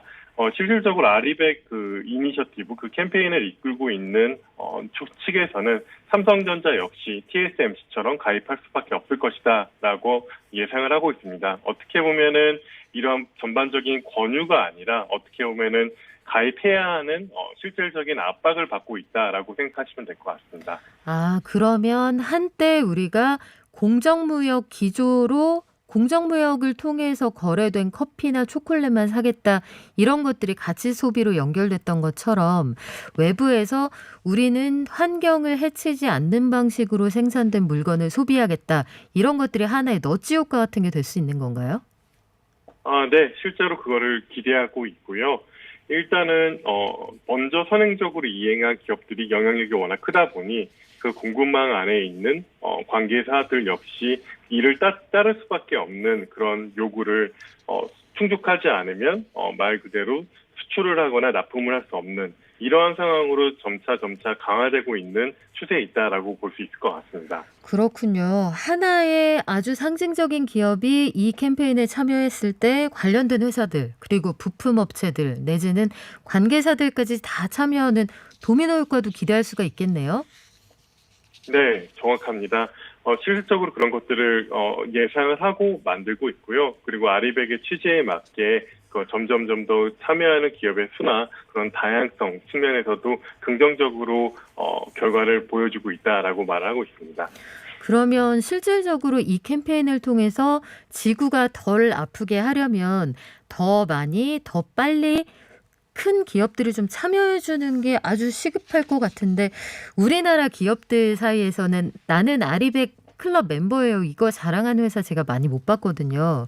국내 기업들이 적극적으로 참여할 수 있게 하려면 어떤 조건들이 좀 필요할까요? 사실은 우리나라 같은 경우에는 제도적으로 아리백을 하고 싶어도 이행할 수 없는 장치가 마련되어 있지 않았습니다. 그래서 정부에서는 그런 제도적인 부분을 보완을 하고 있고요. 사실 우리나라는 기업이 직접 자발적으로 태양광을 설치를 해서 그 전기로 생산해서 운영하는 방법밖에 없는데 현실적으로 그런 부분은 좀 한계가 있고요. 어떻게 보면 금융계약이라든지 녹색요금제 아니면은 그런 대안적인 방법으로 재생에너지 100%를 인정받는 방식을 준비해야 되는 부분이 있고요. 가장 중요하게는 우리나라 재생에너지 비용, 태양광이나 풍력의 비용이 비싼 부분이 있습니다. 그래서 그런 부분을 네, 박사님. 지금까지 말씀 감사드리고요. 지금까지 한국과학기술기획평가원 김성교 박사님이었습니다. 감사드리고요. 저는 이승원 씨 대신 진행을 맡은 박연미인데요. 오늘만 오늘고요. 아닙니다. 내일 또 찾아올게요.